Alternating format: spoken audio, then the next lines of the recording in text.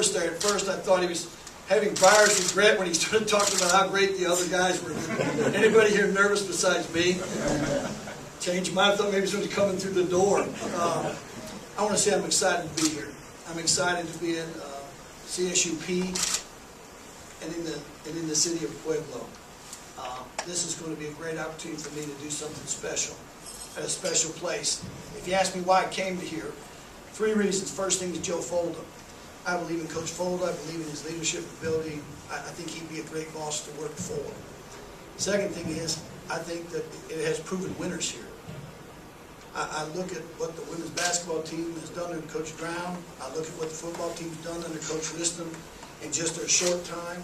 And I know there's been other successful programs along the way. And it begs the question, why can't men basketball do something special? And the third thing is the town. It's a great place to live. The people are excited about basketball. And I know that as I looked at some of the game tapes and watched some of the games played, that we haven't had great crowds here. And I think we need to have something better. Better at the school, better for the town, better for our people to come watch. And I think it's possible here. I think it's a city on the rise. I think our basketball program is going to be on the rise.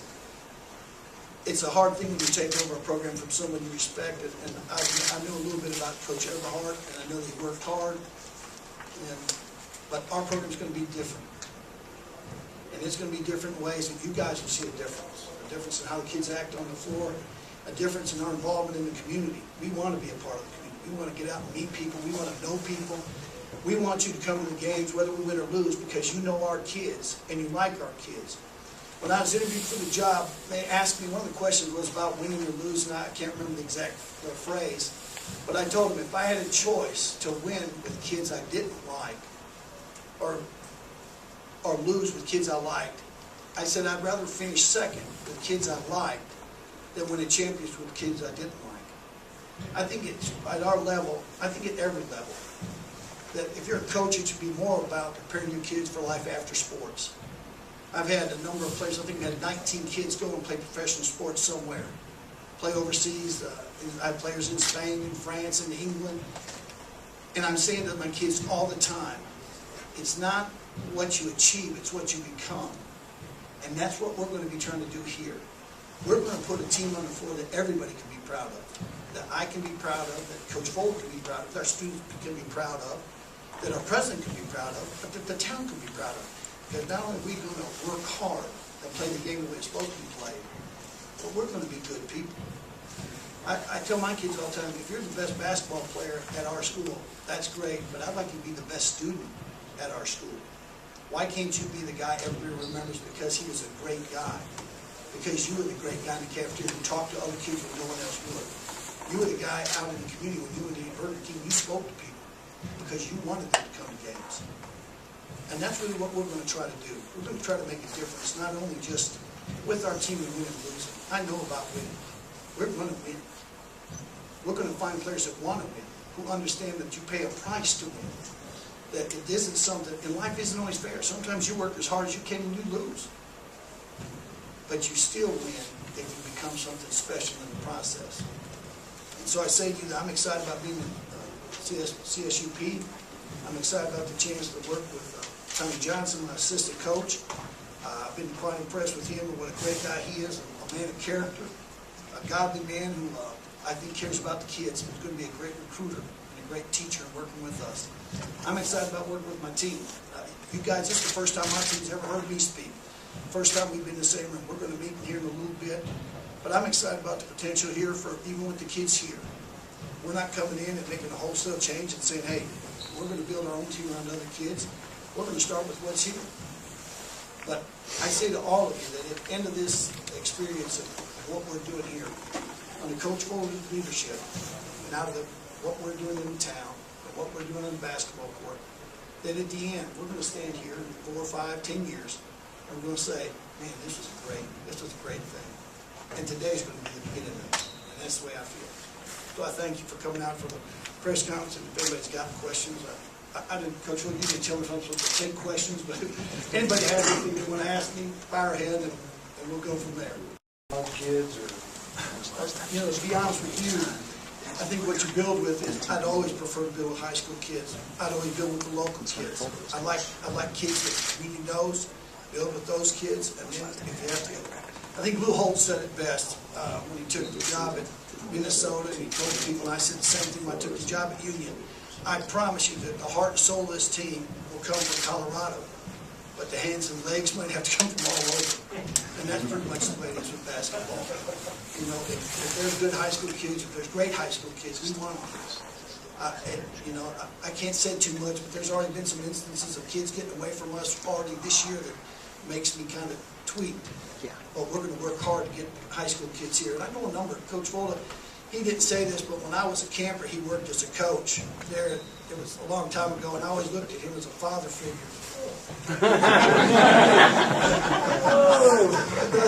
That's not true, but the idea is that we're going to try to find the best kids, and they're going to have to be more than basketball players.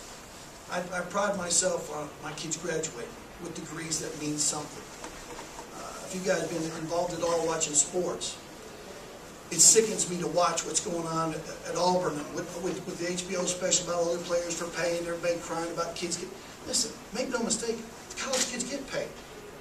The last school I was at, the scholarship was worth $32,000 just to play basketball. That was more than first-year teachers made in the city I lived at. They get paid already. They don't need other things.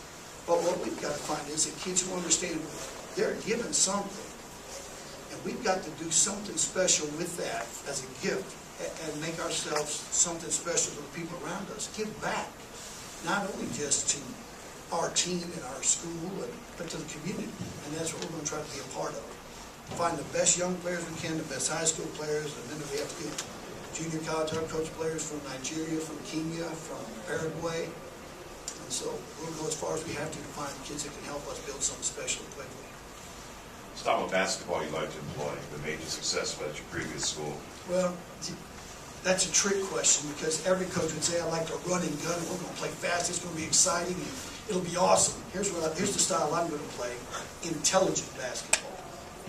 And the idea is this, that some years you have a team that has great three-point shooters. So you shoot a bunch of three-pointers. You build your team on ball screens and threes. I've had teams that traditionally have had great postmen. I've had 8 years of postmen being All-American. So you pound the ball in. You win by never playing only one style of defense. If you watched anything at all about, I think VCU when they beat Kansas, zone defense. Do I like zone? Not really, but some teams have a hard time shooting against zone, so you play zone. So the idea is what we're going to play is intelligent basketball.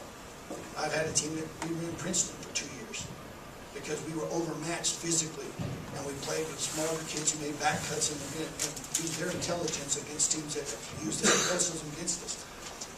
With what we've got coming back, I suspect we're going to be a full court team that plays really, really hard and gets after people defensively, and depending on how well recruiting goes, we'll see what kind of offense we got.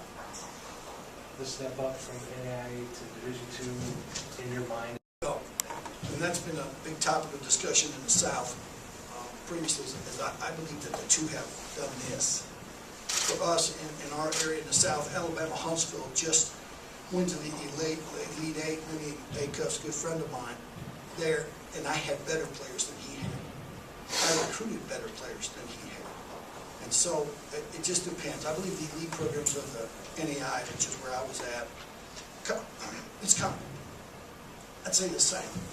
But when you talk about those bottom half of our conference, it's a little tougher. So I don't anticipate there'll be much difference.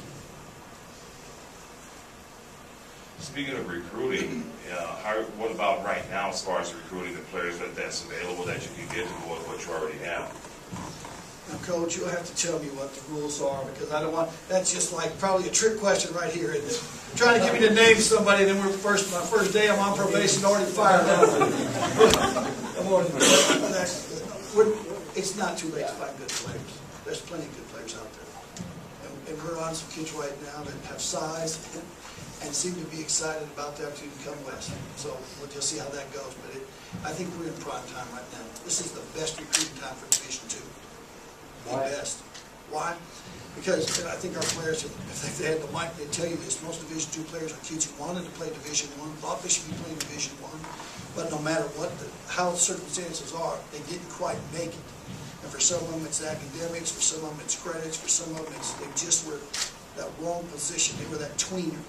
So what we're doing is, in Division II, most of these teams are built with kids that wanted to be somewhere else, but then found that this was the best place for them. And so we're primed for that time right now. You know much about the RMAC? Oh, I know. I'm a great student of the game. I told Coach Folda after we talked initially the first time, I think I spent probably 2 hours just looking at the history of the conference and who's won what, who's been where. I know a number of the coaches from Oklahoma. I know a number of coaches from Colorado, old high school coaches. I played 2 of the kids who, Kenny Shaw, I think he's one of the best coaches in the state. His brother played basketball with me at David Lipscomb in Nashville. We were on teammates. I've had a number of the coaches, because Coach Meyer was from this area, we had a number of the coaches come out and work our camps when I was a player, and that's really how Coach Fulton and I met. And so I'm familiar with a number of the coaches in Colorado, so I feel good about that. Are you familiar with the history of this place? You know, the legendary Harry Simmons, 700 victories, the legacy that he left, and then athletic director here has some outstanding teams as well. And I believe you're only the 6th head coach in the history of the school, which is quite amazing. So, Right, there's a lot of it is, history and here. intimidating in a lot of ways, isn't it? To work for a boss, and this is one of the trickiest things, is you work for an AD who used to be the basketball coach. Because for those of you coaching who don't know this, a number of ADs don't want you to do better than they did, right? That was one of the things about Coach Foley, is I don't worry about that. He's going to do whatever. He is as excited and wants us to be a winning team. And make no mistake, it was harder to win when Coach Foley was coaching than it is now. With the way it is now, it's simpler, it's easier to get to a region tournament and to compete there. So it's comparing apples and oranges when you look at things, and I understand that. But one of the things is, I know Coach Foley's going to do everything possible he can legally under the limits to try to help us build a winning program, because that's what he wants.